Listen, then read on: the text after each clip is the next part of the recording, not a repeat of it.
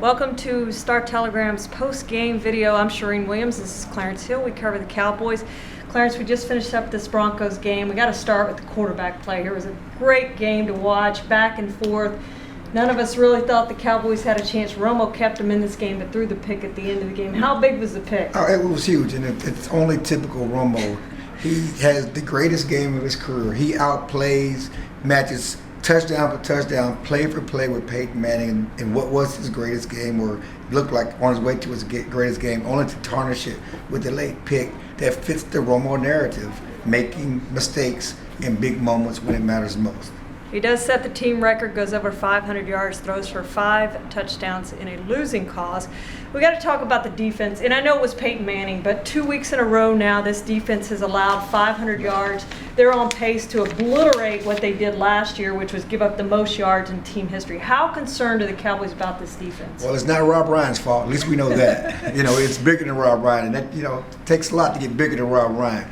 But they should be concerned, and it's not just Peyton Manning, because Phillip Rivers did the same thing last week, and if I'm opposing, offenses, I'm going, the tight ends are making plays all over the field. Everybody's tight end can make plays against his team. The running backs are making plays out of the backfield against the Cowboys linebackers, and receivers are making plays outside of Mo Claiborne. I don't know what the Cowboys can do to slow down quarterbacks. And I know Jerry and Garrett said it was Peyton. This was Peyton. But RG3 and some other guys going down the road. Remember, they've also faced Drew Brees.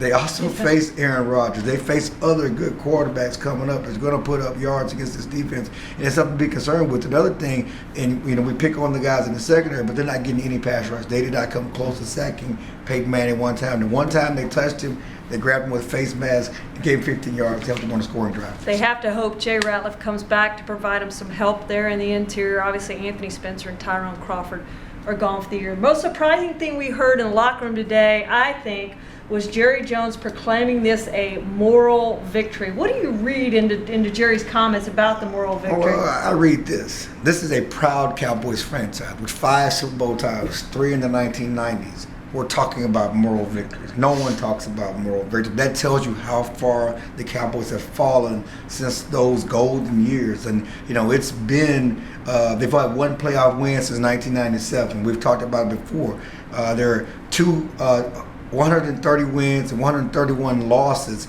in the last 261 games.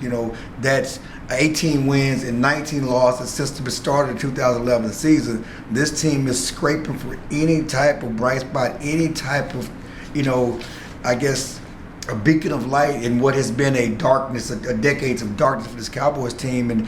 And from Jerry's point of view, that offense finally looked like the offense they expected coming into the season.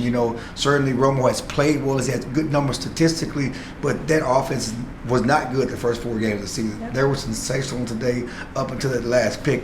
You got Des Bryant involved, you got Jason Witten involved, Terrence Williams involved. They ran the ball well, they blocked for him. Romo showed movement skills we haven't seen from him in a couple of years. He was making plays and getting away from would-be sacks. So that's what he's excited about. That's what he's talked about, the moral victories, build and get going forward. Hopefully, as Jerry said, they play like that, they can beat a lot of teams on that scale. The problem is, you don't play games like that's not how it works in the NFL. One game, how you play does not mean you're going to play the same way next week.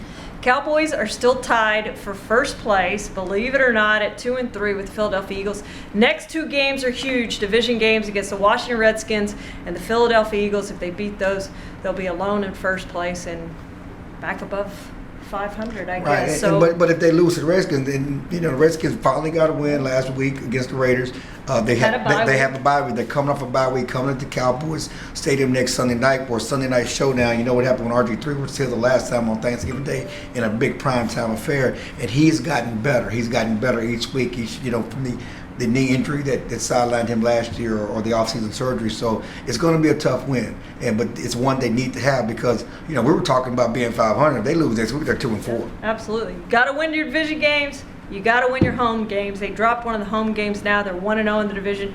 We'll see how they do next week. Thanks for joining us.